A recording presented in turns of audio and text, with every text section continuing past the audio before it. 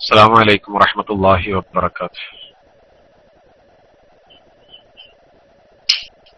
بسم الله الرحمن الرحيم. الحمد لله رب العالمين. الحمد لله. الصلاة والسلام على أشرف المرسلين وعلى آله وصحبه أجمعين. أما بعد. أعوذ بالله من الشيطان الرجيم. بسم الله الرحمن الرحيم. اللهم رب اشرح لي صدري ويسر لي أمري واحلل عقدة من لساني يفقهوا قولي. اللهم صل على سيدنا محمد وعلى آل سيدنا ومولانا محمد.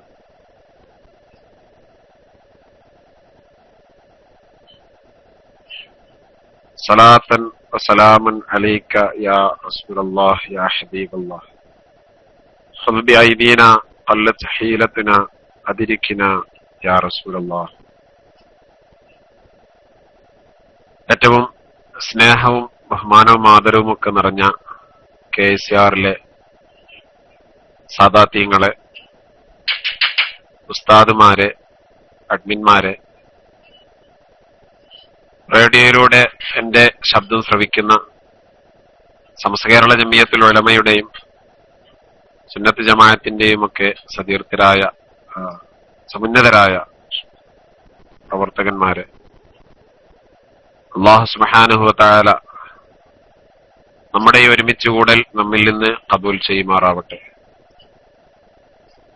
പരിശുദ്ധമായ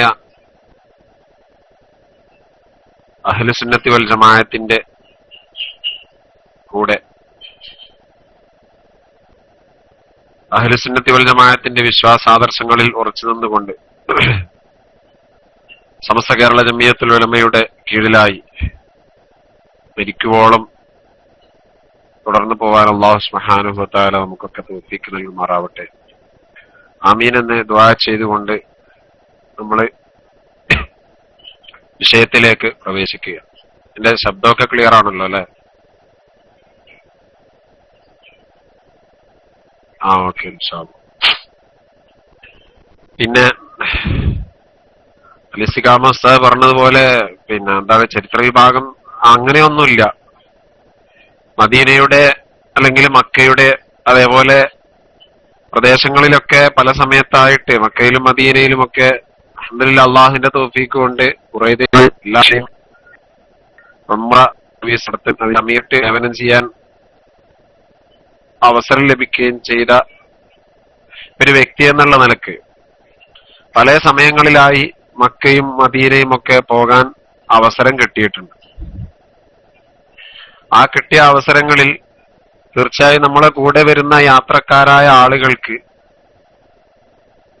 കഅബാലയത്തെ കുറിച്ച് നമ്മൾ ഇവിടുന്ന് ഏകദേശം 11 മണിക്കൂറോളം യാത്ര ചെയ്യാനുണ്ട് മക്കയിലേക്ക്. ഈ 11 മണിക്കൂർ യാത്രയുടെ ഇടയിൽ അവർക്ക് നൽകുന്ന ക്ലാസ്സുകളിൽ വെറുതെ ഒരുപാട് ചരിത്രം, പഴയകാല ചരിത്ര, ഗതകാല ചരിത്രം പറഞ്ഞ് സമയം കളഞ്ഞതിനേക്കാൾ ഉത്തമം ചില വസ്തുതകള് അവർക്ക് മനസ്സിലാക്കി കൊടുക്കലായിരിക്കും നല്ലത് എന്ന് ചിന്തിക്കുകയും അതിന്റെ അടിസ്ഥാനത്തിൽ ചില കാര്യങ്ങൾ പഠിച്ച് മനസ്സിലാക്കിയപ്പോ എന്തുകൊണ്ട് നമ്മളെ ക്ലാസ് റൂമിന്റെ ശ്രോതാക്കൾക്ക് ഇത് പറഞ്ഞു കൊടുത്തുകൂടാ എന്ന് ചിന്തിച്ച് അങ്ങനെ ഒരു അവസരം ഉള്ളത് കൊണ്ട്, അതായത് മൈക്ക് എടുക്കാൻ കുറച്ച് സമയം കിട്ടിയത് കൊണ്ട് മാത്രമാണ് ഇങ്ങനെ ഒരു കാര്യത്തിന് വേണ്ടി ഞാൻ മുന്നിട്ടിറങ്ങിയത്. അല്ലാതെ ഒരിക്കലും ഈ വിഷയമായി പൂർണ്ണമായ അറിവോ അല്ലെങ്കിൽ കിതാബ് പരമായി കൈകാര്യം ചെയ്യാൻ അർഹതപ്പെട്ട ആളോ അല്ല എന്ന് ആമുഖമായിട്ട് തന്നെ എന്റെ പ്രിയപ്പെട്ട എല്ലാ ശ്രോതാക്കളോടും ഞാൻ ഓർമ്മപ്പെടുത്തുകയാണ്. തീർച്ചയായും ഞാൻ പറയുന്ന കാര്യങ്ങൾ ഒരുപക്ഷെ തെറ്റുകളോ അപാകതകളോ സംഭവിക്കുമെന്നുള്ള ഉറപ്പ് തന്നെയാണ്.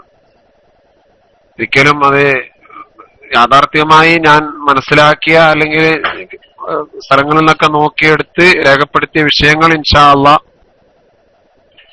നിങ്ങളുടെ മുമ്പാകെ അവതരിപ്പിക്കാൻ ഒരു അവസരം കിട്ടി എന്നുള്ളതാണ് ഞാനിതുകൊണ്ട് എനിക്ക് ഏറ്റവും വലിയ ഒരു നേട്ടമായിട്ട് ഞാൻ കാണുന്നത്.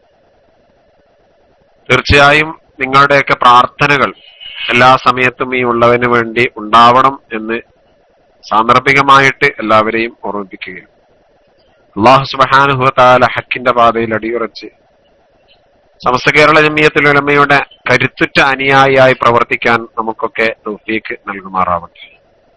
ഇവിടെ പറയുന്ന കാര്യങ്ങൾ പരിശുദ്ധ മദീനയെ കുറിച്ച് നമ്മളിങ്ങനെ പറഞ്ഞ് കേട്ട് സായുജ്യമടയുന്നതിന്റെ കൂടെ തന്നെ ഇവിടെ ഇരുന്ന് ഇത് കേൾക്കുന്ന ഒരു കാരണത്താൽ ഞാൻ തീർച്ചയായും എനിക്ക് ഉറപ്പുണ്ട് സൗദി അറേബ്യയിലുള്ള ആളുകൾ മാത്രമല്ല നമ്മുടെ ഈ ശബ്ദം കേൾക്കുന്നത്. അലിസ്കാം ഉസ്താദ് ഇപ്പൊ നാട്ടിൽ നിന്നാണ്. അതേപോലെ അബ്ദുള്ള 97 എന്നുള്ള ഐഡിയിലുള്ള ഉസ്താദ് ബഹ്റൈനിൽ നിന്നാണ്. ഇങ്ങനെ പല ആളുകളും പല നാട്ടിൽ, നാസി ഉസ്താദ് ദുബൈയിൽ നിന്നാണ്. ഓരോ ആളുകളും ആ നാളിലും ഈ വിഷയം കേൾക്കുകയും മറ്റുമൊക്കെ ചെയ്യുന്നുണ്ട്. പലപ്പോഴും കേൾക്കാൻ അവസരം കിട്ടാത്ത എന്റെ പ്രിയപ്പെട്ട സുഹൃത്തുക്കൾക്ക്, എന്റെ പ്രിയപ്പെട്ട സഹന്മാർ, ഈ ഒരു സമയത്ത് നമ്മൾ ഈ ഒരുമിച്ച് കൂടി റസൂലുള്ളാഹിന്റെ നാടിനെ കുറിച്ചുള്ള ഒരു കത്താൻ അല്ലാഹു സുബ്ഹാനഹു വ തആല പരിശുദ്ധ മദീനയിൽ നമ്മളെയൊക്കെ എത്തിച്ചേരുമാറാവട്ടെ. മദീന മുനവ്വറയിൽ എത്തിച്ചേർന്നിട്ട് റസൂലിന്റെ ഖബർ മിമ്പേമുള്ള ആ സ്ഥലത്ത് കിലവഴിയും സ്വലാത്തു വസ്സലാമു അലൈക യാ റസൂലല്ലാഹ് എന്ന മനസ്സിന് ഒരു കുഞ്ഞിൽ അള്ളാഹുവിന്റെ ഹബീബിനോട് ഒരു സലാം പറയാൻ ഈ ഒരു കൂട്ടായ്മ ഒരു കാരണമായിട്ട് അള്ളാഹു നമ്മിൽ നിന്ന് സ്വീകരിക്കുമാറാവട്ടെ. അമീൻ എന്ന് സാന്ദർഭികമായി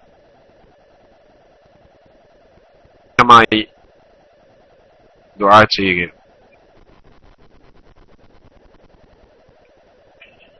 ദിവസങ്ങളിൽ കഴിഞ്ഞ ക്ലാസ്സുകളിലൊക്കെ നമ്മൾ ഇവിടെ ചെയ്ത കാര്യങ്ങൾ ചർച്ച ചെയ്യും. തീർച്ചയായും മദീനയുടെ മദീനയുടെ ശ്രേഷ്ഠതയെ വെച്ചിരിക്കുന്ന മറ്റും ഞാന് ബിസി ആയിട്ടില്ലല്ലോ, എന്റെ സൗണ്ട് കേൾക്കാമല്ലോ അല്ലെ?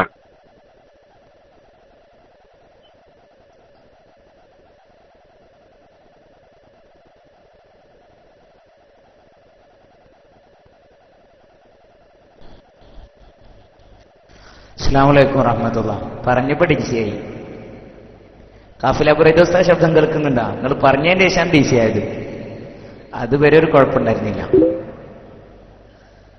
കാഫില ബുറൈദ കേൾക്കുന്നുണ്ടാ? പക്ഷെ കഴിഞ്ഞ ദിവസങ്ങളിലൊക്കെ ചർച്ച ചെയ്തത് മദീനയുടെ പ്രാധാന്യം അല്ലെങ്കിൽ മദീനയുടെ ഫളായിലുകളെ കുറിച്ചും മദീന ആയത് എങ്ങനെയാണ് എന്നുള്ളതൊക്കെ കഴിഞ്ഞ ദിവസങ്ങളിൽ ചർച്ച. ക്രിസ്തുവർഷം 622 നമ്മൾ ഇന്നലെ പറഞ്ഞത് അങ്ങനെയാണ്. ക്രിസ്തുവർഷം 622 ഹിജ്റ 1-ാം വർഷം നബി സല്ലല്ലാഹു അലൈഹി വസല്ലമ തങ്ങൾ മദീന പള്ളിക്ക് കുറ്റിയടിച്ചു, അല്ലെങ്കിൽ മദീന പള്ളി നിർമ്മാണം തുടക്കം കുറിച്ചു. സഹല് സുഹൈല് എന്നീ 2 അനാഥ മക്കളുടെ സമ്പത്തായിരുന്ന സ്വത്തായിരുന്ന ആ ഭൂമി 10 ദിനാറ് കൊടുത്തുകൊണ്ടാണ് നബി സല്ലല്ലാഹു അലൈഹി വസല്ലമ തങ്ങൾ അവിടെ ആ സ്ഥലത്ത് പള്ളി പണിയാൻ വേണ്ടി തുടങ്ങിയത്. ആ പള്ളിക്ക് തറക്കല്ലിട്ട ശേഷമാണ് റസൂലുള്ളാഹി സ്വല്ലല്ലാഹു അലൈഹി വസല്ലമ തങ്ങൾ പറഞ്ഞത്, ഇത് എന്റെ പള്ളിയാണ്. ഈ പള്ളി സനാ വരെ വികസിപ്പിച്ചാലും അതൊക്കെ അവിടെയൊക്കെ മദീനത്തുൻ നബവിയാണ്, അല്ലെങ്കിൽ മസ്ജിദുൻ നബവി എന്ന പേരിൽ അറിയപ്പെടുന്ന പള്ളിയാണ് എന്ന് റസൂലുള്ളാഹി സ്വല്ലല്ലാഹു അലൈഹി വസല്ലമ തങ്ങള് അന്ന് പറഞ്ഞിരുന്നു. അന്ന് സഹാബികൾ ഒരുപക്ഷെ അത്ര ചിന്തിച്ചിട്ടുണ്ടാവില്ല. ഇന്ന് മദീനയുടെ വികസനം കാണുന്ന നമ്മൾക്ക് തീർച്ചയായും അത് മനസ്സിലാവും. ഇപ്പോ നിലവിലുള്ള വികസന പ്രവർത്തനങ്ങൾ എന്ന് പറയുമ്പോൾ തീർച്ചയായും. അപ്പോ ഇപ്പോ പഴയ ഭാഗത്ത് നമ്മളെ ഈ മദീനയിൽ പോയ ആളുകൾക്കൊക്കെ അറിയാം, കേരള മാർക്കറ്റ് എന്നറിയപ്പെടുന്ന മലയാളികള് കൂടുതൽ താമസിക്കുന്ന ഗല്ലികള്, അവിടെയൊക്കെയുള്ള ബിൽഡിങ്ങുകളൊക്കെ പൊളിച്ചു ആ ഭാഗത്തേക്ക് വരെ വികസന പ്രവർത്തനങ്ങള് വിപുലമായ പള്ളിയുടെ ഭാഗത്ത് വരുന്ന ചില പുതിയ പദ്ധതികൾ ഗവൺമെന്റ് തയ്യാറാക്കിക്കൊണ്ടിരിക്കും. മദീന ഒരു നാടിന്റെ, ഒരു ലോകത്തിന്റെ മാതൃകയായ ഒരു നാടാണ്. ഹബീബിന റസൂലുള്ളാഹി സ്വല്ലല്ലാഹു അലൈഹി വസല്ലമ തങ്ങൾ ലോകത്തിന് മാതൃക കാണിച്ചുകൊണ്ട് ജീവിച്ച ഒരു നാടാണ് പരിശുദ്ധ മദീന എന്നുള്ളത്. സ്വല്ലല്ലാഹു അലൈഹി വസല്ലമ തങ്ങൾ പള്ളിയെടുത്ത അതേ സമയത്ത് തന്നെയാണ് നബിയുടെ ഭാര്യമാർക്ക് വേണ്ടി മുറികള് ഉണ്ടാക്കിയിരുന്നത്. പള്ളിയുടെ പാർശ്വഭാഗത്തായിട്ട് സ്വല്ലല്ലാഹു അലൈഹി വസല്ലമ തങ്ങളുടെ ഭാര്യമാർക്ക് മുറികൾ ഉണ്ടായിരുന്നു. 4 വീടുകളായിരുന്നു അവിടെ ഉണ്ടായിരുന്നത്. ചെറിയ ഖനമില്ലാത്ത ഇഷ്ടിക ഉപയോഗിച്ചുകൊണ്ട്, ചില വീടുകള് കല്ലുകള് പരസ്പരം ഇങ്ങനെ കയറ്റി വെച്ചുകൊണ്ട്, ഈത്തപ്പനയുടെ പാത്തി കൊണ്ട് മുകൾ ഭാഗം മറച്ചിട്ട്, അതായത് നമ്മൾ ഇന്നിന് കാണുന്ന രൂപത്തിലുള്ള കട്ടിയുള്ള വസ്തുക്കളൊന്നുമില്ലാതെ വളരെ മാർദ്ദവമായി ഈത്തപ്പനയുടെ പാത്തി കൊണ്ടായിരുന്നു മുകൾ ഭാഗം മറച്ചത്. അത് മാത്രമല്ല, നബി സല്ലല്ലാഹു അലൈഹി വസല്ലമ തങ്ങളുടെ വീടിനെ കുറിച്ച് പറയുന്ന സമയത്ത് പറയുന്ന, നബിയുടെ വീടിന്റെ ഉള്ളിൽ ഒരാൾ നിൽക്കുകയാണെങ്കിൽ ആ നിൽക്കുന്ന ആളുകൾക്ക് മുകൾ ഭാഗം തൊടാൻ പറ്റുന്ന രൂപത്തിലുള്ള ഒരു വീടായിരുന്നു. അങ്ങനെ പ്രത്യേക തേപ്പ് ഒന്നും ഉപയോഗിച്ച് മനോഹരമാക്കാത്ത പരിക്കനുള്ള ഒരു വീടായിരുന്നു നബി സല്ലല്ലാഹു അലൈഹി വസല്ലമ തങ്ങളുടെ വീടായിട്ടും. അതേപോലെ അതേ വീടിന്റെ അതേ രൂപത്തിൽ തന്നെയായിരുന്നു പള്ളിയും അവിടെ നിർമ്മിച്ചത്. വീടിനെ പറ്റി പറയുന്ന കൂട്ടത്തിൽ അതൊക്കെ പറയുന്നുണ്ട്. പരിശമായ ഒരു പനയോലയുടെ പായായിരുന്നു നബി സല്ലല്ലാഹു അലൈഹി വസല്ലമ തങ്ങൾക്ക് കിടന്നുറങ്ങാനുണ്ടായിരുന്നു. നബിയുടെ ഉത്തമ അനുയായികളായി, നബിയുടെ ഉത്തമ സമുദായമായിട്ട് ഇന്ന് ലോകത്ത് ജീവിക്കുന്ന മുഅ്മിനീങ്ങളായ നമ്മളൊക്കെ നബി സല്ലല്ലാഹു അലൈഹി വസല്ലമ തങ്ങൾ എന്ന ഒരു ലോകത്തിന്റെ നായകൻ ജീവിച്ച ആ മാതൃക നമ്മൾ ഒരുപാട് ആലോചിക്കുകയും അംഗീകരിക്കുകയും ചെയ്യേണ്ടത്. കാരണം ഒരുപാട് മനസ്സിലാക്കേണ്ടത് അതിലുണ്ടായിരുന്നു. ഈത്തപ്പനയുടെ പാത്തി കൊണ്ട് ചാരി വെച്ച വാതിലായിരുന്നു സല്ലല്ലാഹു അലൈഹി വസല്ലമ തങ്ങളുടെ വീട്. ആദ്യമുണ്ടാക്കിയത് ആയിഷ ബീവിക്ക് ഉള്ള ഒരു വീടായിരുന്നു.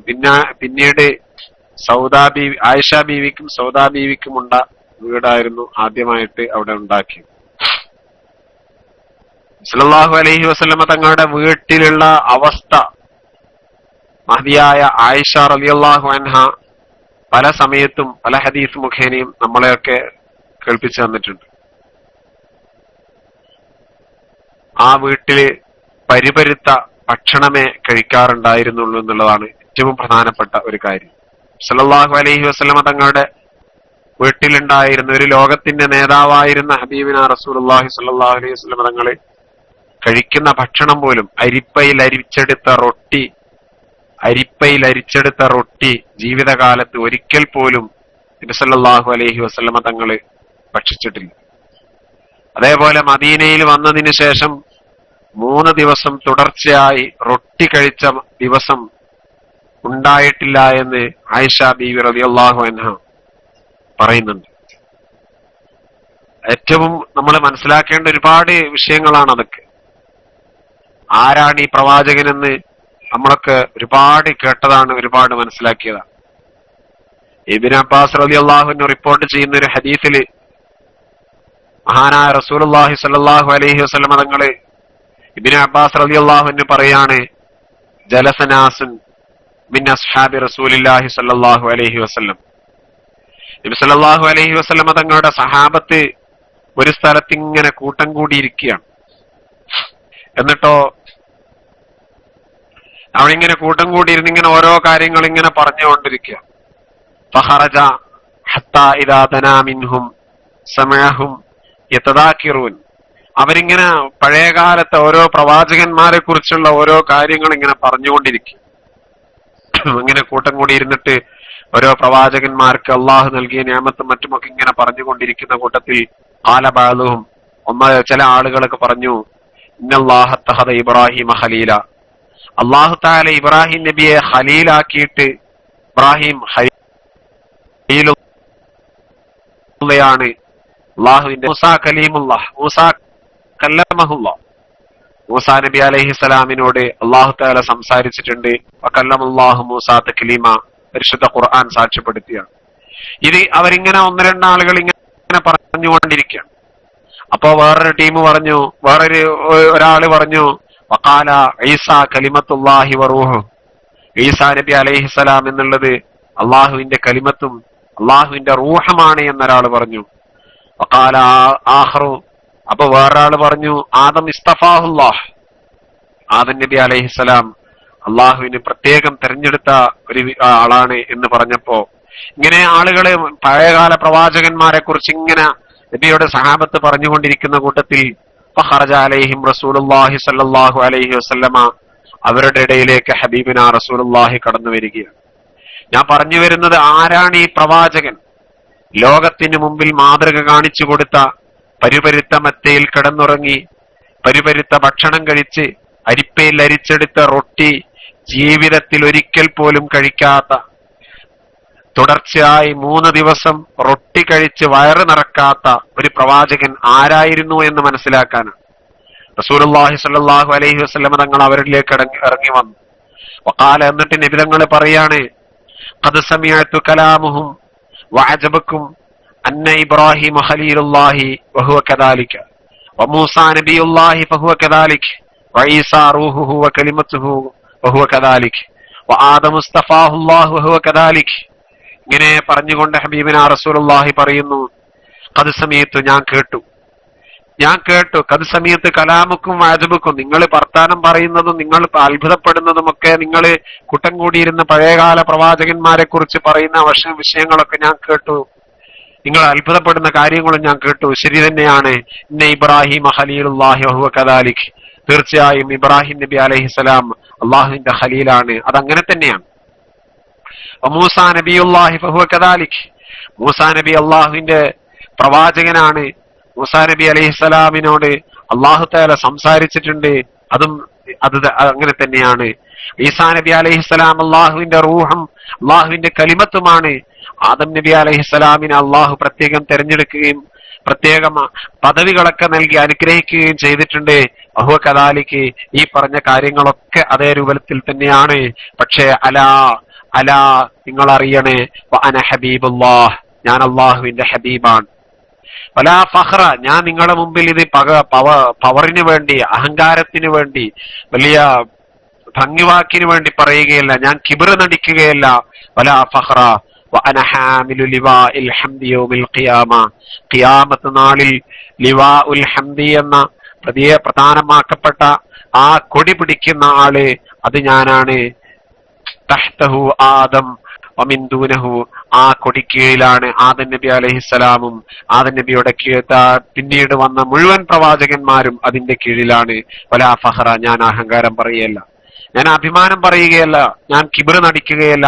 അത് മാത്രമല്ല, വഅന അവ്വലു ശാഫിഇൻ വമുശ്ഫിഇൻ, ഞാനാണ് ആദ്യമായിട്ട് ശുപാർശ പറയുന്ന ആളും എന്റെ ശുപാർശയാണ് അല്ലാഹു തആല ആദ്യമായിട്ട് സ്വീകരിക്കുകയും ചെയ്യാ യൗമുൽ ഖിയാമത്തി, ഖിയാമത്ത് നാളിൽ. വലാ ഫഖ്റ, ഞാൻ അഹങ്കാരം പറയല്ല, ഞാൻ കിബ്ർ പറയല്ല. ആരാണ് ഈ പ്രവാചകൻ?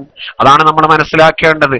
വഅന അവ്വലു മൻ ഫയദ്ഖുൽനിഹാ വമഈ വഅന അവ്വലു മൻ യുഹർരികു ഹൽഫൽ ജന്നത്തി ഫയഫ്തഹുല്ലാഹു ലീ ഫയദ്ഖുൽനിഹാ വമഈ ഫഖറാഉൽ മുഅ്മിനീൻ വലാ ഫഖ്റ.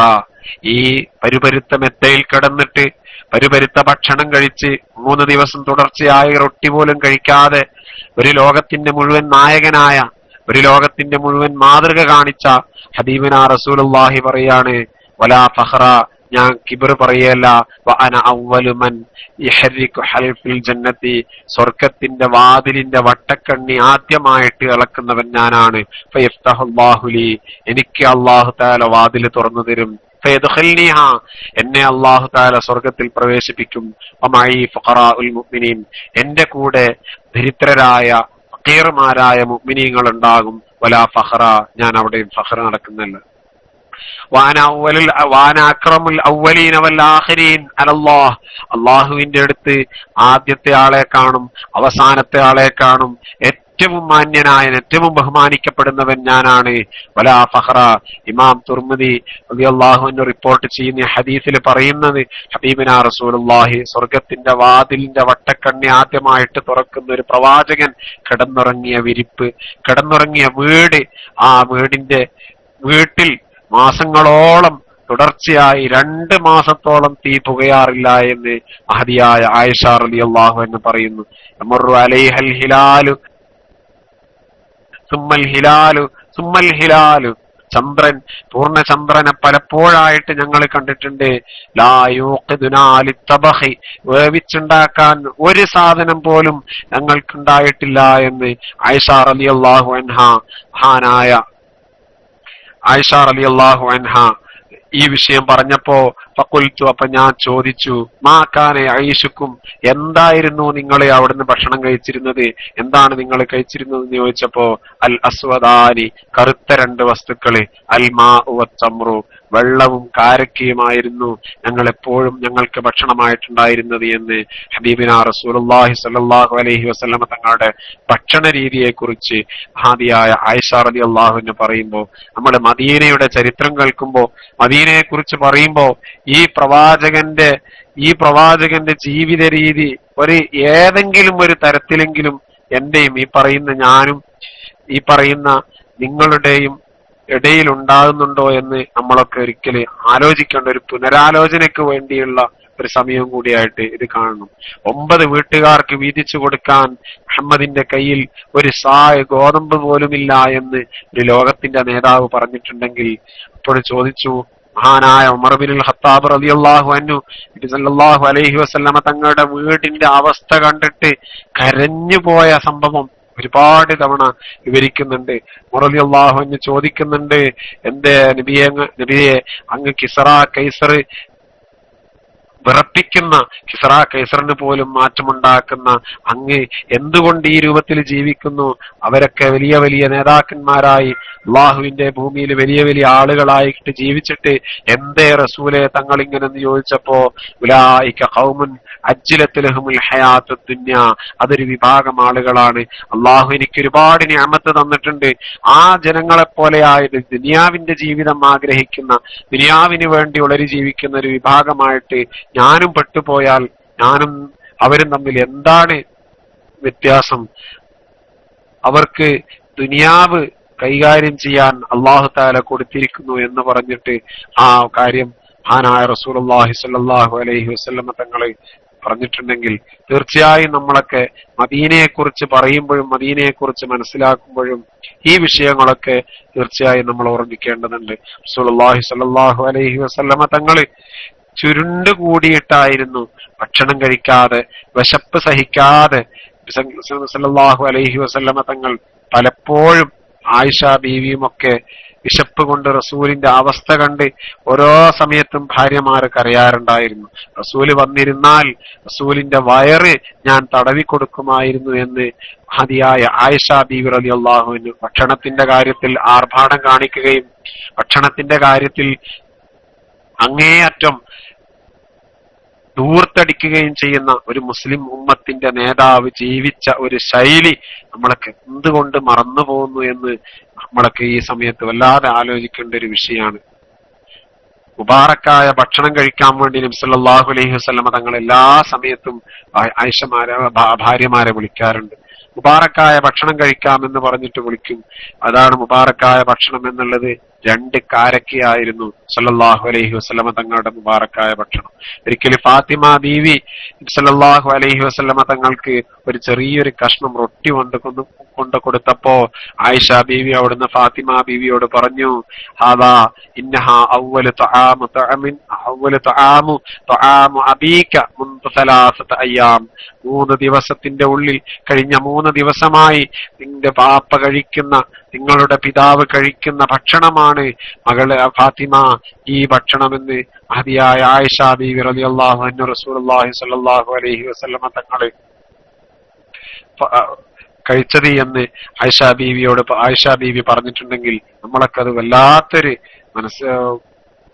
കയറിയിരിക്കേണ്ട, അല്ലെങ്കിൽ മനസ്സിൽ ആലോചിക്കേണ്ട, ചിന്തിക്കേണ്ട ഒരു വിഷയമാണ് ഇതൊക്കെ. ഉമർ റളിയല്ലാഹു അൻഹു പറയുന്നുണ്ട്, ഞാൻ വീടിന്റെ അകത്ത് കയറി നോക്കിയപ്പോ കണ്ണ് നിറഞ്ഞു പോയി. അതായത് ഒരു വസ്തു നിബിതങ്ങളുടെ കയറി നോക്കിയപ്പോ മര്യാദയ്ക്ക് വിശപ്പ് അടങ്ങാൻ വേണ്ടി അല്ലെങ്കിൽ അങ്ങനത്തെ ഒരു വസ്തു പോലും എനിക്ക് കിട്ടിയിട്ടില്ല. ഞാൻ പുറത്തിറങ്ങിയിട്ട് ഒരുപാട് കഷ്ടപ്പെട്ടു, ഞാൻ പുറത്തിറങ്ങി ഒരുപാട് കരഞ്ഞു, ഒരുപാട് നേരം ഇതിനെക്കുറിച്ച് ആലോചിച്ച് കരഞ്ഞു. അപ്പൊ ഞാൻ ചോദിച്ചു, നബിയെ എന്തിനാ ഇങ്ങനെ കഷ്ടപ്പെടുന്നത്? അങ്ങൊന്ന് ദുആ ചെയ്താൽ അല്ലാഹു തആല അങ്ങേക്കെല്ലാം നൽകുകയില്ലേ എന്ന് പറഞ്ഞപ്പോ മഹാനായ റസൂലുള്ളാഹി സ്വല്ലല്ലാഹു അലൈഹി വസല്ലമ തങ്ങൾ പറഞ്ഞ മറുപടി, മരച്ചുവട്ടിൽ തൽക്കാലം കയറിയിരിക്കുന്ന ഒരു ആളാണ് ഞാൻ. അത്തരം ആളുകള് ഒരിക്കലും ഒരു മരം കെട്ടാൻ വേണ്ടി പ്രാർത്ഥിക്കുകയില്ല എന്ന് പറഞ്ഞുകൊണ്ട് മഹാനായ റസൂലുള്ളാഹി സ്വല്ലല്ലാഹു അലൈഹി വസല്ലമ തങ്ങൾ റളിയല്ലാഹു അൻഹുവിനെ മടക്കിയിട്ടുണ്ട്. എങ്കിൽ പ്രിയപ്പെട്ടവരെ, 30 സാഴ് ഗോതമ്പ് വാങ്ങാൻ വേണ്ടി സ്വന്തം പടയങ്കി യഹൂദിയുടെ അടുത്ത് പണയപ്പെടുത്തിയ രൂപത്തിൽ മരണപ്പെട്ട മഹാനായ റസൂലുള്ളാഹി സ്വല്ലല്ലാഹു അലൈഹി വസല്ലമ തങ്ങൾ. ഇതൊക്കെ നമ്മള് മദീനയുടെ ചരിത്രം, മദീന റസൂലുള്ളാഹിന്റെ ആളാണ്, സല്ലല്ലാഹു അലൈഹി വസല്ലമ തങ്ങൾ നമ്മുടെ സ്വന്തം ആൾക്കാരാണ്, നമ്മള് നബിയുടെ ഉത്തമാനിയായിയാണ് എന്നൊക്കെ പറഞ്ഞിങ്ങനെ നടക്കുന്നതിനേക്കാൾ ഉപരി റസൂലുള്ളാഹി സല്ലല്ലാഹു അലൈഹി വസല്ലമ തങ്ങള് ജീവിച്ചിരുന്ന ഒരു പശ്ചാത്തലം, ഒരു നേതാവാണെങ്കിൽ തീർച്ചയായും ആ നേതാവ് ഒരു അല്പസമയമെങ്കിലും ഇല്ലേ, നമുക്ക് ഒരു നമ്മൾ ഇന്നത്തെ കാലഘട്ടത്തിൽ നമ്മളൊക്കെ കാണുന്ന നേതാവ് അല്പസമയം വിശന്നു പോയാൽ, അല്ലെങ്കിൽ ഏതെങ്കിലും ഒരു നേരത്തെ കഴിക്കേണ്ട ഭക്ഷണം കഴിക്കേണ്ട രൂപത്തിൽ കഴിക്കാതെയായി പോയാൽ, അല്ലെങ്കിൽ അത് കിട്ടാത്ത ഏതെങ്കിലും ഒരു സാഹചര്യമുണ്ടെങ്കിൽ അണികളാവുന്ന നമ്മളൊക്കെ അദ്ദേഹത്തിന് അത് ഏതെങ്കിലും രൂപത്തിൽ എത്തിച്ചു കൊടുക്കാൻ എന്തൊക്കെ രൂപത്തിൽ തയ്യാറായി അത് ആ രൂപത്തിൽ തന്നെ വാങ്ങിക്കഴിക്കാൻ ആ നേതാവ് തയ്യാറാവുന്ന ഇന്നത്തെ ഈ കാലഘട്ടത്തിൽ ഒരു വിരലൊന്ന് ഞൊടിച്ചാൽ മതി, നബി തങ്ങളുടെ വീട്ടുമുറ്റത്ത് കാരക്കയുടെയും ഗോതമ്പിന്റെയും റൊട്ടിയുടെയും ഒക്കെ കൂമ്പാരം വന്നു നിറയുമായിരുന്നിട്ടും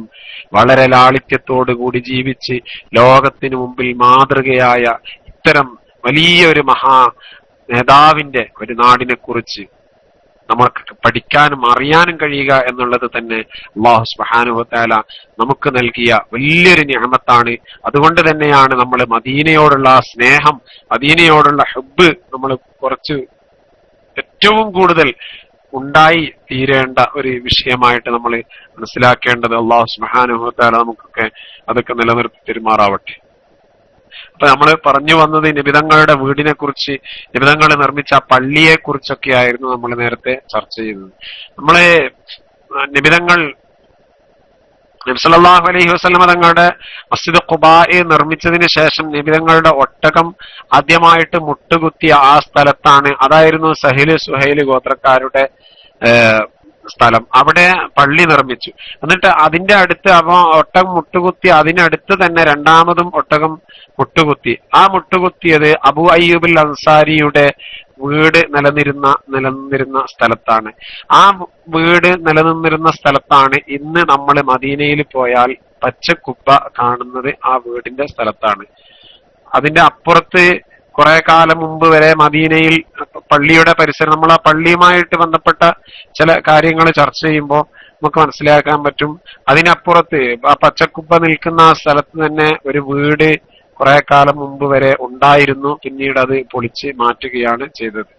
സല്ലല്ലാഹു അലൈഹി വസല്ലമ തങ്ങൾ മദീനയിലേക്ക് വരുന്നതിന് 700 വർഷങ്ങൾക്ക് മുമ്പ് തുബ്ബ എന്ന പേരിൽ അറിയപ്പെടുന്ന ഒരു യമൻ ഭരിച്ചിരുന്ന ഒരു രാജാവ് മദീനയെ ആക്രമിക്കാൻ വേണ്ടി, മദീനയെ പിടിച്ചെടുക്കാൻ വേണ്ടി വന്നു.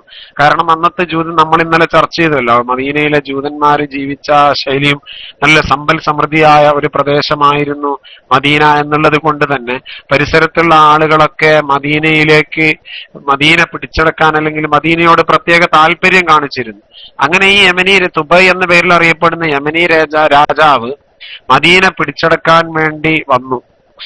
അദ്ദേഹത്തിന്റെ കൂടെ ഒരുപാട് പടയാളികളുണ്ട്. ആ കൂട്ടത്തിൽ 500ഓളം പണ്ഡിതന്മാരായ ആലിമീങ്ങളായ ആളുകളുണ്ടായി. ഈ മദീന ആക്രമിക്കാൻ വേണ്ടി വന്ന, അല്ലെങ്കിൽ മദീന പിടിച്ചെടുക്കാൻ വേണ്ടി വന്ന ഈ രാജാവ് മദീനത്തെത്തിയപ്പോ അദ്ദേഹത്തിന് ശക്തമായ രോഗം ബാധിച്ചു. രോഗം ബാധിച്ചപ്പോ കൂട്ടത്തിലുള്ള ഒരാൾ പറഞ്ഞു, നിങ്ങൾക്ക് രോഗമുണ്ടാവാൻ കാരണം ഈ രാജ്യത്തെ, ഈ നാടിനെ നിങ്ങൾ അനാദരിച്ചത് കൊണ്ടാണ്. കാരണം ഈ രാജ്യം എന്നുള്ളത് നമ്മുടെ വേദങ്ങളിലൊക്കെ പറഞ്ഞ വളരെ പ്രധാനപ്പെട്ട ഒരു രാജ്യമായിട്ടാണ് നമ്മൾക്കിത് കാണുന്നത്. അതുകൊണ്ട് ഈ രാജ്യത്തെ നിങ്ങൾ അനാദരിച്ചു. അതിനുള്ള പ്രതിവിധിയായിട്ട് നിങ്ങൾ ചെയ്തു തരേണ്ടത് ഞങ്ങള് ഇവിടെ ആലിമീങ്ങളായ ആളുകള്, ഈ കൂട്ടത്തിലുണ്ടായിരുന്ന ആലിമീങ്ങളിൽ പ്രമുഖരായ ഒരാളാണ് ഇത് പറയുന്നത്. അപ്പൊ ഞങ്ങൾക്ക് ഇവിടെ താമസിക്കാനുള്ള സൗകര്യം ചെയ്തു തരികയും ചെയ്തു തരണം എന്ന് പറയുകയും അതിന് പ്രതിവിധി എന്തിൽ മാത്രമേ നിങ്ങൾക്ക് രോഗം മറക്കാൻ വേണ്ടി വന്ന തുബ്ബ രാജാവ് അതിനുള്ളൊരു പ്രതിവിധിയായിട്ട്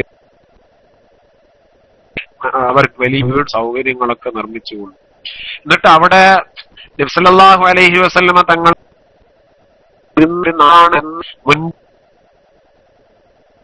മുൻകൂട്ടി കണ്ട ആലിമികളാണ് ഈ രൂപത്തിൽ ആ രാജാവിനോട് വിഷയം അവതരിപ്പിച്ചത്. അങ്ങനെ അവരുടെ അഭിപ്രായം അനുസരിച്ച് രാജാവിനെ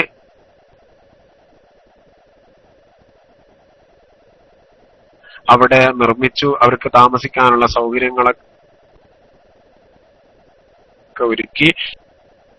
അതിന്റെ പുറമെ മറ്റൊരു നല്ലൊരു മനോഹരമായിട്ട് വലിയ ഒരു വീട് പ്രത്യേകമായിട്ട് ഉണ്ടാകുകയും തങ്ങളെ സ്വീകരിക്കാനുള്ള എല്ലാ തയ്യാറെടുപ്പുകളും അതിൽ ചെയ്യുകയും ചെയ്തു. ആ വീട്ടിൽ താമസിച്ചിരുന്ന, അല്ലെങ്കിൽ രാജാവുടെ കാര്യം മദീനയിൽ താമസിക്കാൻ ആ പണ്ടിന്റെ മകനാണ്, 3ാമത്തെ തലമുറയിൽപ്പെട്ട ആളാണ് അബു അയ്യൂബുൽ അൻസാരി റളിയല്ലാഹു അൻഹു. അതിനോട് അടുത്തുള്ള സ്ഥലത്താണ് ചെയ്തു. ആ പള്ളിക്ക് തറക്കത്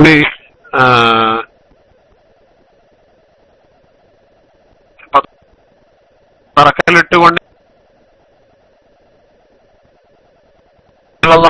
പറഞ്ഞു, ഇത് എന്റെ ഹാദാ മസ്ജിദ്, ഇത് എന്റെ പള്ളിയാണ്. ഈ പള്ളി കാണിയെങ്കിലും ഈ പള്ളി ഇത് എന്റെ പള്ളിയായിട്ട് തന്നെ ഉണ്ടാകുന്ന തങ്ങൾ എത്ര വേണമെങ്കിലും അത് വിപുലീകരിക്കാം. ഇത് 22-ാം വർഷം നബിതങ്ങൾ വിപുലീകരിച്ചു. പിന്നീട് അത് വിവരിക്കുന്ന നബിയുടെ ഹിജ്റ 7-ലായിരുന്നു. അന്ന് അതിന്റെ അടയാളം നമ്മൾ മദീനയിലെ പോയിട്ട് നമ്മൾ അകത്തേക്ക് കയറുക. നമ്മൾ സാധാരണ മദീനയിലേക്ക് എത്തിയാൽ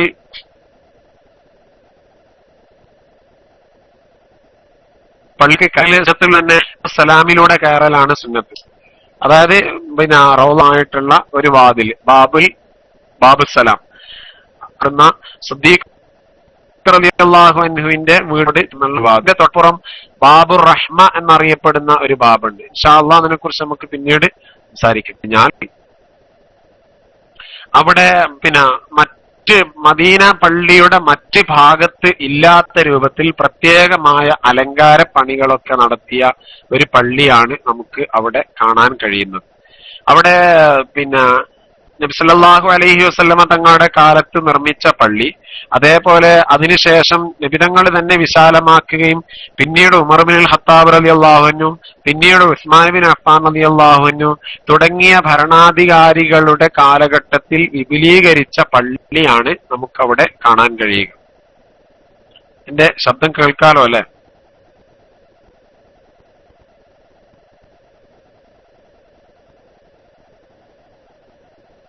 ഉണ്ട്. ഓക്കെ. എനക്കും കാണാത്തത് കൊണ്ടാണ് ഞാൻ വിചാരിച്ചു ഞാൻ നേരത്തെ ആയിപ്പോയ പോലെ DC ആയോ എന്ന് സംശയിച്ചുകൊണ്ട്. അപ്പൊ നമ്മള് പള്ളിയുടെ അകത്തേക്ക് കയറിയ ഉടനെ തന്നെ വലതുഭാഗത്തല്ല ഇടതുഭാഗത്തായിട്ട് ഒരുപാട് മനോഹരമായ പ്രത്യേക ലൈറ്റൊക്കെ പിടിപ്പിച്ച തൂണുകൾ കൊണ്ട് കട്ടുണ്ടോ? ക്ലിയർ കുറവുണ്ട്.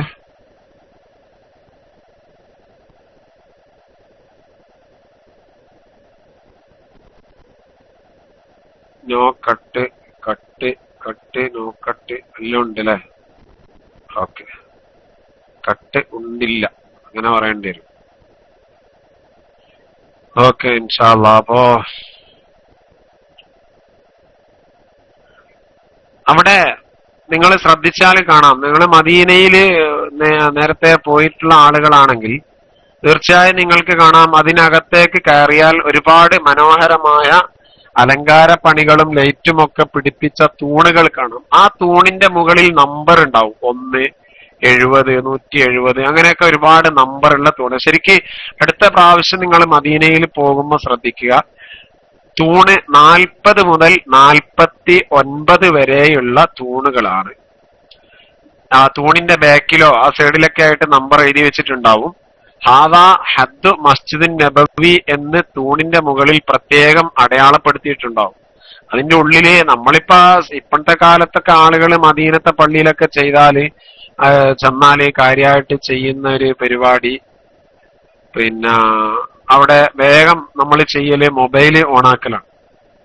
മൊബൈൽ ഓണാക്കിയിട്ട് അത് മൊത്തം ഒന്ന് കവറേജ് ചെയ്യാൻ വേണ്ടിയിട്ടാണ് ആദ്യം ശ്രമിക്കാറ്. പിന്നെ അല്ലെങ്കിൽ മദീനത്തെ പള്ളിന്റെ പുറത്തിങ് എത്തിയിട്ട് റൗള ഷരീഫ് പിന്നെ പച്ചക്കുബന്റെ ബാക്കിൽ ഇങ്ങനെ നിന്നിട്ട് ഒരു സെൽഫി എടുത്തിട്ട് അന്നേരം തന്നെ വാട്സപ്പിലും ഫേസ്ബുക്കിലൊക്കെ പോസ്റ്റ് ചെയ്യാനാണ്. നമ്മളൊക്കെ ചിലപ്പോ ചില ആളുകളെയൊക്കെ യാത്രയൊക്കെ കണ്ട അങ്ങനെ തന്നെ തോന്നിപ്പോയി. ഈ ഉംറക്കൊക്കെ പോകുന്ന ആൾക്കാര് ഇഹ്റാം ചെയ്താൽ ആദ്യം ചെയ്യുന്ന പണി അങ്ങനെ ഒരു സെൽഫി എടുത്തിട്ട് ഫേസ്ബുക്കിൽ പോസ്റ്റ് ചെയ്യും. ഇപ്പോഴത്തെ കാലഘട്ടത്തിൽ ഈ ഫേസ്ബുക്കിൽ പോസ്റ്റ് ചെയ്തിട്ടില്ലെങ്കിൽ ഉംറ ചെയ്യാവൂല തന്നെ ഒരു സംശയമുണ്ട് ചില ആൾക്കാർക്കൊക്കെ. മക്കത്ത് വരെ പോയിട്ട് അങ്ങനെയൊക്കെ ചെയ്തിട്ടില്ലെങ്കിൽ അപ്പൊ നമ്മളെ ഇങ്ങനത്തെ കാര്യങ്ങളൊന്നും ശ്രദ്ധിക്കാൻ നമ്മൾ ചിലപ്പോൾ താല്പര്യം കാണിക്കാറില്ല. ഇനി എത്ര അത് പറഞ്ഞിട്ടും കാര്യമില്ല, പറയാതിരുന്നിട്ടും കാര്യമില്ല, ഇല്ലെങ്കിൽ അങ്ങനെയൊക്കെ ചെയ്യാവാത്തൊരു കോലത്തിലാണ്. അപ്പൊ അതെല്ലാം നമ്മൾ ശ്രദ്ധിക്കേണ്ടത്. അവിടെ അത് വല്ലാത്തൊരു മണ്ണാണ്, വല്ലാത്തൊരു പ്രദേശമാണ്. നമ്മൾ ഇന്നലെ ചർച്ച ചെയ്തല്ലോ, നബിതങ്ങളോടൊന്ന് പിണങ്ങിയ കാരണത്താൽ സല്ലല്ലാഹു അലൈഹി വസല്ലമ തങ്ങളോടൊന്ന് പിണങ്ങിയ കാരണത്താൽ അദ്ദേഹത്തിന്റെ മയ്യത്ത് പോലും മദീനത്തെ മണ്ണ് സ്വീകരിച്ചിട്ടില്ലെങ്കിൽ ചില ആളുകളൊക്കെ മദീന പള്ളിയിലെ പരിസരത്തൊക്കെ എത്തിക്കഴിഞ്ഞാൽ ഫോണൊക്കെ ചെയ്യുന്ന ശൈലി കണ്ടാൽ എത്ര ഒച്ചത്തിലാണ് അവരൊക്കെ സംസാരിക്കുന്നത്. നമ്മളൊക്കെ അറിയാലോ, പരിശുദ്ധ ഖുർആനിൽ പ്രത്യേകം എടുത്ത് പറഞ്ഞൊരു കാര്യമുണ്ടല്ലോ, യാ അയ്യുഹല്ലദീന ആമനു ലാ തർഫഉ അസ്വാതകും ഫൗഖ സൗത്തിൻ നബിയ്യി വലാ തജ്ഹറു ലഹു ബിൽ ഖൗലി കജഹരി ബാദികും ലിബാദിൻ അൻ തഹ്ബത അമാലുകും. മദീന പള്ളിയിലെത്തിയിട്ട് അല്ലെങ്കിൽ മദീനത്തെത്തിയിട്ട് വർത്തമാനം പറയുന്ന സമയത്ത് പോലും നമ്മൾ വല്ലാതെ ആദരവ് കാണിക്കേണ്ടതുണ്ട്, അങ്ങേയറ്റം താഴ്മ കാണിക്കേണ്ടതുണ്ട്. എന്നിട്ടല്ലേ ഫോണ് ചെയ്തിട്ട് ഒച്ചത്തിൽ അട്ടഹസിക്കല്. എത്ര ആളുകള്, ഏതൊക്കെ, എന്തിനധികം റൗള ഷരീഫിന്റെ റസൂലുള്ളാഹിന്റെ ഖബറിന്റെ മുമ്പിലെത്തിയാൽ പോലും അവിടെ ഫോട്ടോ എടുക്കാനുള്ള ക്യൂ ആണ് ആൾക്കാർക്ക്. അല്ലാണ്ട് സലാം പറഞ്ഞിട്ട് അവിടെ ഒന്ന് പോരാനുള്ള ക്യൂ അല്ല നമ്മളൊക്കെ കാണുന്നത്. നമ്മള് എന്നല്ല, മൊത്തത്തിൽ ഏത് നാട്ടുകാർ പോയാലും അവിടെ കാര്യമായിട്ട് ചെയ്യുന്നൊരു കാര്യം അതാണ്. പലപ്പോഴും ഞാൻ കേട്ടിട്ടുണ്ട് മദീന പള്ളിയില് ഖുത്ബ നടന്നുകൊണ്ടിരിക്കെ, ഖുത്ബ ഇപ്പൊ അടുത്ത ഈ റമളാന് തൊട്ട് മുമ്പുള്ള 1-2 ആഴ്ചകളിൽ, തുടർച്ചയായ ആഴ്ചകളിലൊക്കെ എനിക്ക് അനുഭവം ഉള്ളതാണ്. ഖുത്ബ ഇങ്ങനെ ഓതിക്കൊണ്ടിരിക്കുമ്പോ ഖത്തീബ് നിർത്തിയിട്ട്, സുഹൃത്തുക്കളെ, ജനങ്ങളെ, നിങ്ങൾ ദയവ് ചെയ്ത് ഫോട്ടോ എടുക്കല്ല, ക്യാമറ എടുക്കല്ല എന്നൊക്കെ പറഞ്ഞിട്ട് അങ്ങേയറ്റം വിനയത്തോടുകൂടി അവര് ഖുത്ബയുടെ ഇടയിൽ പോലും അതിനെക്കുറിച്ചൊക്കെ സംസാരിക്കുന്നത് കേൾക്കാറുണ്ട്. എന്തുകൊണ്ടെന്നാൽ നമ്മളെ ആളുകളെയൊക്കെ ഒരു ശൈലി അങ്ങനെയാണ്. അങ്ങേയറ്റം ബഹുമാനിക്കേണ്ട ഒരു സ്ഥലത്തിനെ നമുക്ക് വ്യക്തിപരമായ താല്പര്യങ്ങൾക്ക് വേണ്ടി ഞാനിപ്പോ ഇവിടെ ഉണ്ട് എന്നറിയിക്കാൻ വേണ്ടി ചെയ്യുന്നത് പോലെ റസൂലുള്ളാഹി സ്വല്ലല്ലാഹു അലൈഹി വസല്ലമ തങ്ങളുടെ മണ്ണും അത്രത്തോളം. മദീന, മക്കയൊക്കെ സൗദിയിലെ പണ്ഡിതന്മാരുടെയൊക്കെ അഭിപ്രായം അനുസരിച്ച് കഅബാലയും ബാക്ക്ഗ്രൗണ്ട് ആക്കിയിട്ട് ഫോട്ടോ എടുക്കൽ ഹറാമാണെന്ന് പോലും പറഞ്ഞ പണ്ഡിതന്മാരുണ്ട്. എന്തായാലും അവർക്കിടയിൽ അഭിപ്രായ വ്യത്യാസമുള്ള ഒരു വിഷയമാണ്. ഹറാമ കറാഹത്ത് എന്നുള്ള വിഷയത്തിൽ ആധികാരികമായിട്ട് നമ്മളൊരു ചർച്ച നടത്തുന്നില്ലെങ്കിലും അവരൊക്കെ അതൊരു നല്ലതല്ല എന്നുള്ള നിലയ്ക്ക് എല്ലാവർക്കും അഭിപ്രായമുള്ള ഒരു കാര്യമാണ്. എന്നിട്ടാണ് അതിനു വേണ്ടിയിട്ട് നമ്മളൊക്കെ ഇങ്ങനെ വളരെ അധികം മെനക്കെടുന്നത്.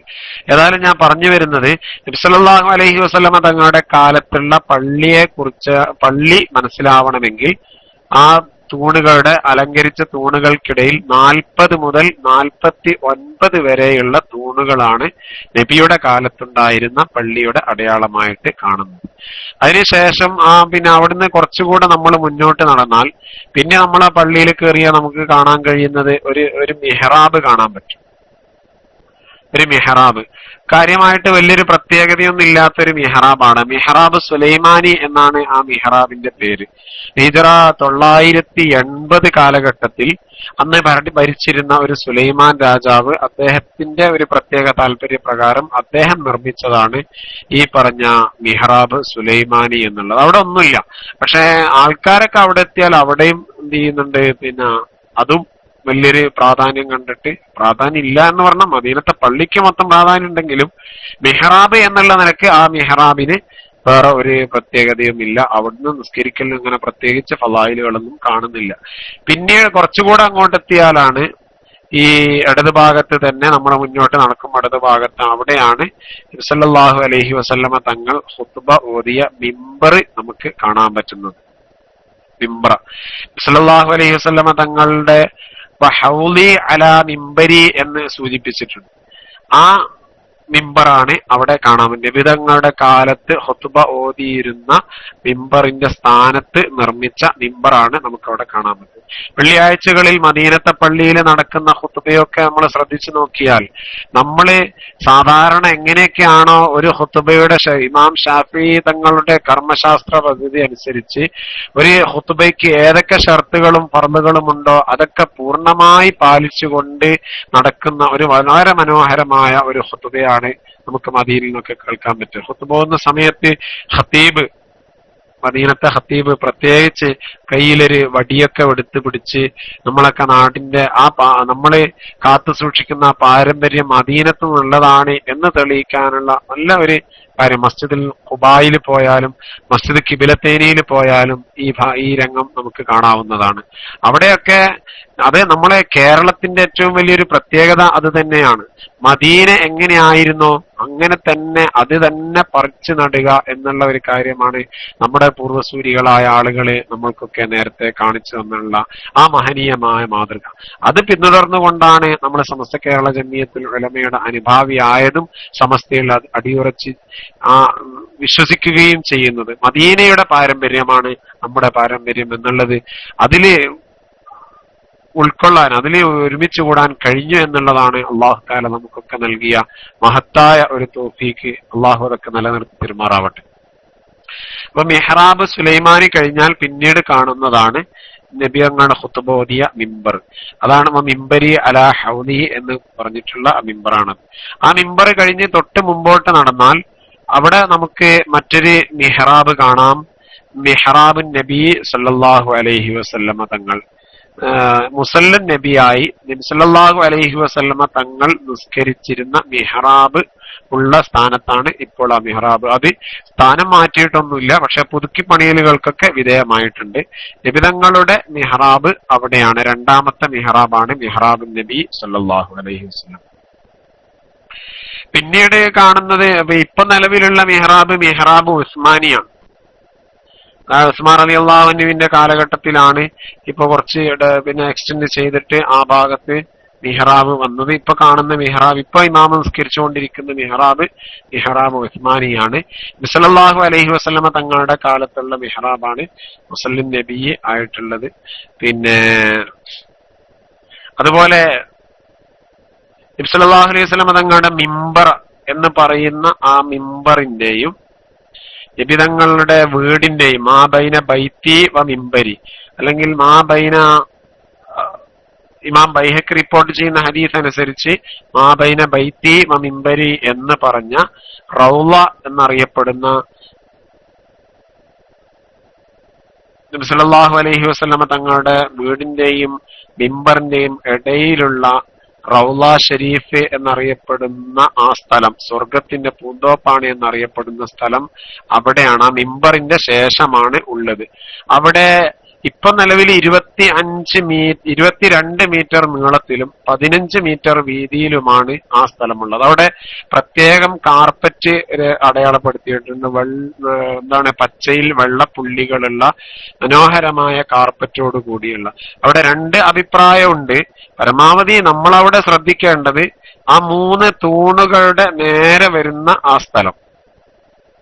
അവിടെ നമ്മളൊക്കെ ആ ഒരു രൂപത്തിൽ പ്രത്യേകം പരിഗണിച്ചുകൊണ്ട് അതിന് റൗള ഷരീഫിനകത്ത് കയറാൻ നമുക്ക് അവസരം കിട്ടിയാൽ അവിടെ നമ്മൾ കണ്ടെത്തേണ്ട എവിടെയെങ്കിലും, ആ പച്ച കാർപ്പറ്റുള്ള എവിടെയെങ്കിലല്ല, അവിടെ റസൂലുള്ളാഹിന്റെ ഖബറിന്റെയും പിന്നീട് ആളുകളൊക്കെ വർദ്ധിച്ചപ്പോ എല്ലാവർക്കും ആ റൗള, അതേപോലെ സ്ത്രീകൾക്കൊക്കെ സൗകര്യം ഉണ്ടാക്കി കൊടുക്കുക എന്നുള്ളത് കണ്ടിട്ട് കുറച്ച് അങ്ങോട്ടും ഇങ്ങോട്ടൊക്കെ നീളം കൂടുകയൊക്കെ ചെയ്തതായിട്ട് കാണുന്നുണ്ട്. പക്ഷേ നിബിതങ്ങളുടെ ഖബറും മിമ്പറും ഉള്ള ബൈത്ത്, വീടും മിമ്പറും, വീടിന്റെയും മിമ്പറിന്റെയും ഇടയിലുള്ള മുഴുവൻ സ്ഥലവും റൗളയായിട്ടാണ് ഹദീസിലൊക്കെ കാണുന്നത് എന്നുള്ളത് കൊണ്ട് തന്നെ ആ സ്ഥലമൊക്കെ നമുക്ക് പരിഗണിക്കാൻ പറ്റും. ഏതായാലും അവിടെയാണ് നബി സല്ലല്ലാഹു അലൈഹി വസല്ലമ തങ്ങൾ നമ്മളോട് സൂചിപ്പിച്ച റൗളത്തും മിൻ റിയാദിൽ ജന്ന എന്നറിയപ്പെടുന്ന സ്വർഗത്തിന്റെ തോപ്പുകളിൽപ്പെട്ട ഭൂമിയിലെ സ്വർഗം എന്നറിയപ്പെടുന്ന ഒരു സ്ഥലം. അവിടെ മഹാനായ ഇബ്നു കസീർ റളിയല്ലാഹു അൻഹു അൽ ബിദായത്ത് വൻ നിഹായയില് സൂചിപ്പിക്കുന്ന ഒരു വിഷയമുണ്ട്. പിന്നെ ഇബ്നു ജലാ റളിയല്ലാഹു അൻഹു നബി സല്ലല്ലാഹു അലൈഹി വസല്ലമ തങ്ങളുടെ സഹാബിയായിരുന്ന, തങ്ങളുടെ വഫാത്തിന് ശേഷം തങ്ങളുടെ സഹാബിയായിരുന്ന ഇബ്നു ജലാ റളിയല്ലാഹു അൻഹു 6 ദിവസത്തോളം ഭക്ഷണം കഴിച്ചില്ല, ഭക്ഷണം കിട്ടിയില്ല, കഴിക്കാൻ വേണ്ടി കിട്ടിയിരുന്നില്ല. അങ്ങനെ ഈ റൗള ഷരീഫിന്റെ അടുത്ത് വന്ന് നിന്നിട്ട് നബി സല്ലല്ലാഹു അലൈഹി വസല്ലമ തങ്ങളോട് ഭക്ഷണം ആവശ്യപ്പെട്ടു. അവിടെ വന്നിരുന്നിട്ട് അദ്ദേഹം കരഞ്ഞു പറഞ്ഞു, നബിയെ, ഞാൻ ഇത്ര ദിവസമായിട്ട് ഭക്ഷണം കഴിച്ചിട്ടില്ല എന്ന് പറഞ്ഞു. ആ റൗളയിൽ പോയിരുന്നു. ഞാൻ അത് സ്വർഗമാണ് എന്ന് പറയാനുള്ള കാരണം അവിടെ പോയി ഇരുന്നിട്ട് പിന്നെ നബിതങ്ങളോട് ദുആ ചെയ്തപ്പോ അവിടെ ഇരുന്ന് അല്പം അദ്ദേഹത്തിന് ഉറങ്ങിപ്പോയി. കുറച്ച് കഴിഞ്ഞ് അദ്ദേഹം സ്വപ്നത്തില് നല്ല ഭക്ഷണം ഇങ്ങനെ വന്നിട്ട് ആ ഭക്ഷണം വാരിത്തുന്ന അദ്ദേഹം ഇങ്ങനെ സ്വപ്നം കാണാണ്. സാധാരണഗതിയിൽ അങ്ങനെ സംഭവിക്കാറുണ്ട്. സ്വപ്നത്തിനാണെങ്കിൽ നമ്മളിപ്പോ കഥയൊക്കെ കേൾക്കുമ്പോൾ അങ്ങനെ കേൾക്കാറുണ്ട്. പിന്നെ സ്വപ്നത്തിൽ നിന്ന് പെട്ടെന്ന് ഉറക്കൽ നോക്കിയപ്പോ ഭക്ഷണമൊന്നുമില്ല, അയാൾ ലഭ്യനായി എന്നൊക്കെയാണ് നമ്മൾ സാധാരണ കഥ പറയാറുള്ളത്. മഹാനായ ഇബ്നു കസീർ റളിയല്ലാഹു അൻഹു ബിദായത്ത് വൻ നിഹായയിൽ പറയുന്നു, ഇദ്ദേഹം സ്വപ്നത്തില് ഇങ്ങനെ ഭക്ഷണം കഴിച്ചുകൊണ്ടിരിക്കുക, പെട്ടെന്ന് ഉറക്ക് തെളിഞ്ഞപ്പോ ബാക്കി ഭക്ഷണം അദ്ദേഹത്തിന്റെ ഉണർവില് കഴിച്ചതായിട്ട് ഇബ്നു കസീർ റളിയല്ലാഹു അൻഹു ബിദായത്ത് വൻ നിഹായയിൽ റിപ്പോർട്ട് ചെയ്തിട്ടുണ്ടെങ്കിൽ തീർച്ചയായും സ്വർഗം എന്നറിയപ്പെടുന്ന ഭൂമിയിലെ സ്വർഗമായിട്ട് എന്ത് ചോദിച്ചാലും നമുക്ക് അവിടെ നിന്ന് അല്ലാഹു തആല ഉത്തരം നൽകുന്ന അതിമഹത്തായ വളരെ പ്രധാനപ്പെട്ട ഒരു പ്രദേശമാണ് ഈ റൗള ഷരീഫ് എന്നറിയപ്പെടുന്ന ഖബറിന്റെയും മിമ്പറിന്റെയും ഇടയിലുള്ള ഈ സ്ഥലം. മദീനയെ സംബന്ധിച്ചിടത്തോളം മദീന പള്ളിയിലെത്തിയ ഏതൊരു മുസൽമാനും, ഏതൊരു വിശ്വാസിയും ആദ്യം കാണുന്നത്, അല്ലെങ്കിൽ ആദ്യം അന്വേഷിക്കുന്നത്, എത്തിപ്പെടേണ്ടത് റസൂലുള്ളാഹിക്ക് സലാം പറഞ്ഞതിന് ശേഷം ഈ സ്ഥലത്ത് എത്തിപ്പെടാനാണ് നമ്മളൊക്കെ വളരെ താല്പര്യപൂർവ്വം ശ്രദ്ധിക്കേണ്ടത്. കാരണം ഈ സ്ഥലത്തെക്കുറിച്ച് പണ്ഡിതന്മാര് കിതാബുകളിലൊക്കെ രേഖപ്പെടുത്തുന്നുണ്ടത് സ്വർഗമാണ് എന്ന് പറയാൻ കാരണം ഈ സ്ഥലം നാളെ പരലോകത്തെ അതേ രൂപത്തിൽ തന്നെ സ്വർഗത്തിലേക്ക് എടുത്തു മാറ്റി വെക്കപ്പെടുന്നത് കൊണ്ടാണ് സ്വർഗമാണ് എന്ന് പറയപ്പെടുന്നത് എന്ന് മറ്റൊരു റിപ്പോർട്ടിലൊക്കെ കാണുന്നുണ്ട്. എങ്ങനെയാണെങ്കിലും അവിടെ ഇരുന്നാൽ, അങ്ങനെയാണെങ്കിൽ തീർച്ചയായും അവിടെ അല്പസമയമെങ്കിലും നമുക്ക് ചെലവഴിക്കാൻ കഴിഞ്ഞിട്ടുണ്ട് എങ്കിൽ തീർച്ചയായും അള്ളാഹുവിന്റെ സുഖലോലുപ സ്വർഗത്തിൽ നാളെ പരലോകത്ത് വെച്ച് നമുക്ക് എത്തിപ്പെടാൻ കഴിയും എന്നുള്ളത് വളരെ നിസ്തർക്കമായ ഒരു വിഷയമാണ്. അല്ലാഹു സുബ്ഹാനഹു വ തആല റസൂലുള്ളാഹിന്റെ ഖബർ സിയാറത്ത് ചെയ്തുകൊണ്ട് ആ റൗള ഷരീഫിന്റെ ഉള്ളിൽ അല്പസമയമെങ്കിലും ഇരിക്കാനും അവിടെ വെച്ച് ദുആ ചെയ്യാനും അമലുകളൊക്കെ നിർവഹിക്കാനും ഖുർആൻ ഓതാനും നിസ്കാരങ്ങളൊക്കെ നിർവഹിക്കാനും അള്ളാഹു നമുക്കൊക്കെ തൗഫീഖ് നൽകുമാറാവട്ടെ. പരിശുദ്ധ മദീനയിൽ എത്തിച്ചേർന്നുകൊണ്ട് റസൂലുള്ളാഹി സ്വല്ലല്ലാഹു അലൈഹി വസല്ലമ തങ്ങളോട് സലാം പറഞ്ഞുകൊണ്ട് അസ്സലാമു അലൈക യാ റസൂലല്ലാഹ് എന്ന് സലാം പറയാൻ ഈ പരിപാടി കേട്ട ഒരു കാരണത്താലെങ്കിലും അല്ലാഹു സുബ്ഹാനഹു വ തആല നമുക്കും നമ്മോട് ബന്ധപ്പെട്ട നമ്മുടെ പ്രിയപ്പെട്ട മുഴുവൻ ആളുകൾക്കും നമ്മളോട് ദുആ കൊണ്ട് വസിയത്ത് ചെയ്തവർക്കൊക്കെ അല്ലാഹു സുബ്ഹാനഹു വ തആല അതിനുള്ള അവസരം ഉണ്ടാക്കി പെരുമാറാവട്ടെ. പരിശുദ്ധ ഹജ്ജിന് വേണ്ടി ആഗ്രഹിക്കുകയും ഹജ്ജിന് വേണ്ടി പുറപ്പെടുകയും ഒക്കെ ചെയ്ത ആളുകൾക്ക് മഖ്ബൂലും മബ്റൂറുമായ രൂപത്തിൽ ഹജ്ജും ഉംറയും ഒക്കെ നിർവഹിക്കാനും മദീന മുനവ്വറയിൽ സിയാറത്ത് ചെയ്യാനും അല്ലാഹു സുബ്ഹാനഹു വ തആല തൗഫീഖ് ചെയ്യുമാറാവട്ടെ. നമ്മളോട് ഒരുപാട് ആളുകൾ ദുആ കൊണ്ട് വസിയത്ത് ചെയ്തിട്ടുണ്ട്. റസൂലുള്ളാഹിന്റെ അടുത്തൊന്ന് എത്താൻ വേണ്ടിയിട്ട് ദുആ ചെയ്യണമെന്നൊക്കെ പലപ്പോഴും പല ആളുകളും പറഞ്ഞിട്ടുണ്ട്. അല്ലാഹു സുബ്ഹാനഹു വ തആല ഇത്തരം ആളുകളുടെ ആ ആഗ്രഹം അങ്ങേയറ്റം എല്ലാവിധ തടസ്സങ്ങളും നീക്കിക്കൊണ്ട് അല്ലാഹു സുബ്ഹാനഹു വ തആല പൂർത്തീകരിച്ചു കൊടുക്കുകയും ഒരുപാട് ദിവസം ഇഷ്ടംപോലെ ദിവസങ്ങളോളം മദീനയിൽ ചെലവഴിക്കാനും അല്ലാഹു സുബ്ഹാനഹു വ തആല തൗഫീഖ് നൽകുമാറാവട്ടെ. തുടർന്നുള്ള ദിവസങ്ങളിലും മദീനയെക്കുറിച്ച് പറയാനും മദീനയുടെ വിശേഷങ്ങൾ പങ്കുവെക്കാനും KCR-ലൂടെ നിങ്ങളുമായി സംവദിക്കാനും അല്ലാഹു സുബ്ഹാനഹു വ തആല നമുക്കൊക്കെ അവസരം നൽകുമാറാവട്ടെ. ആമീൻ എന്ന് മാത്രം ദുആ ചെയ്തുകൊണ്ട് ഒന്നുകൂടി ഓർമ്മിപ്പിക്കുന്നു, എന്റെ വാക്കുകളിൽ ഏതെങ്കിലും കാര്യങ്ങൾ അറിയാതെ തെറ്റായി പറഞ്ഞു പോയിട്ടുണ്ടെങ്കിൽ തീർച്ചയായും എന്റെ ശ്രവിക്കുന്ന എന്റെ ഉസ്താദുമാർ അത് തിരുത്തി തരണം എന്ന് മാത്രം ഓർമ്മിപ്പിച്ചുകൊണ്ട് എന്റെ വാക്കുകൾക്ക് ഞാൻ ഉപസംഹരിക്കുകയാണ്. ആഖിറു ദഅവാനാ അൽഹംദുലില്ലാഹി റബ്ബിൽ ആലമീൻ. അസ്സലാമു അലൈക്കും വറഹ്മത്തുള്ളാഹി വബറകാതുഹു.